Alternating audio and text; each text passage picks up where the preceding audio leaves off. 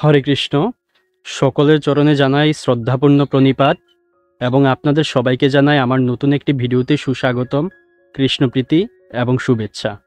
সনাতন ধর্মের অন্যতম মহাপুরুষ, অন্যতম ধারক, অন্যতম প্রচারক ও অন্যতম প্রতিনিধি এবং আদর্শ চরিত স্বামী বিবেকানন্দ। আজকের দিনে তিনি এই পৃথিবীতে অবতীর্ণ হয়েছিলেন।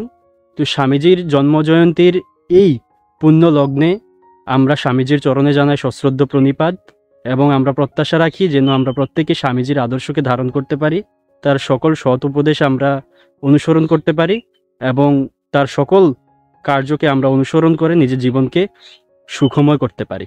তো আজকে এই পুণ্য লগ্নে স্বামীজির একটি উপাখ্যান আমরা আলোচনা করি।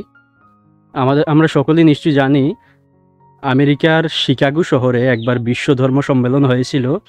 সেখানে প্রায় প্রত্যেকটি ধর্মের প্রতিনিধি এবং ধর্মগ্রন্থ সেখানে গিয়েছিলেন। তো সেই ধারাবাহিকতায় সনাতন ধর্মের প্রতিনিধি হিসেবে স্বামী বিবেকানন্দ এবং সনাতন ধর্মের ধর্মগ্রন্থ হিসেবে শ্রীমদ্ ভগবদ্গীতা সেখানে গিয়েছিল এবং সেখানে স্বামী বিবেকানন্দের সেই জ্ঞানগর্ভ ভাষণের কথাও আমরা সকলে জানি। তো সেখানে যখন সকল ধর্মগ্রন্থ একটি জায়গায় রাখা হয়েছিল, সেখানে ধারাবাহিকভাবে একের পর এক সকল ধর্মগ্রন্থ রাখার পরে শ্রীমদ্ ভগবদ্গীতাকে সবচেয়ে নিচে স্থান দেওয়া হয়েছিল।